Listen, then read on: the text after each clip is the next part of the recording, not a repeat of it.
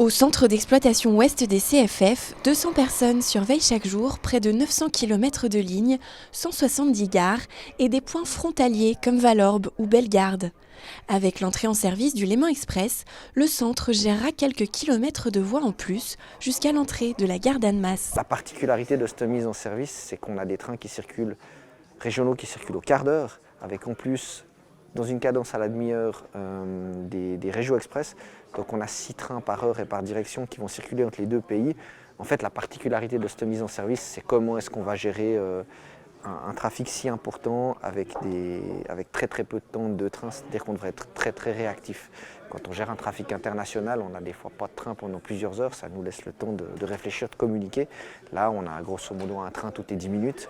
Ça veut dire qu'on va devoir être très très réactif en cas d'écart, en cas de retard. Et ça, c'est la nouveauté dans la collaboration avec la SNCF. L'objectif des équipes est de gommer l'effet frontière, que la collaboration permette aux voyageurs de bénéficier de ce transport en toute sécurité et en toute sérénité.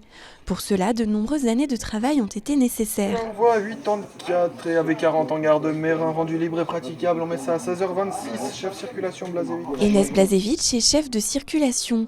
Il est en lien direct avec ses collègues d'Annemasse. On est obligé de collaborer pour pouvoir faire au mieux en sorte que, surtout en cas de perturbation, on soit d'accord sur quel train, comment et puis comment est-ce qu'on pourrait améliorer la situation ensemble.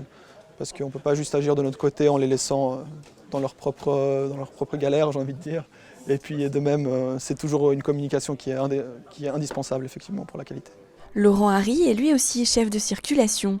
Il travaille depuis 10 ans sur cette collaboration transfrontalière. Nous, jusqu'à l'entrée d'Annemasse, on roule avec la signalisation suisse. Et depuis l'entrée d'Annemasse, on est sous réglementation française, on roule avec des signaux français.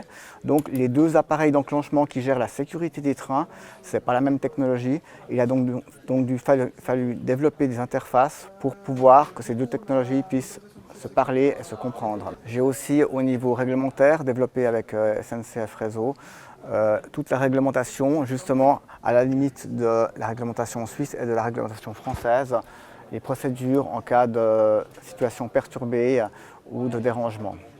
Tous auront les yeux rivés sur les premiers trains du Léman Express qui partiront ce dimanche 15 décembre au petit matin.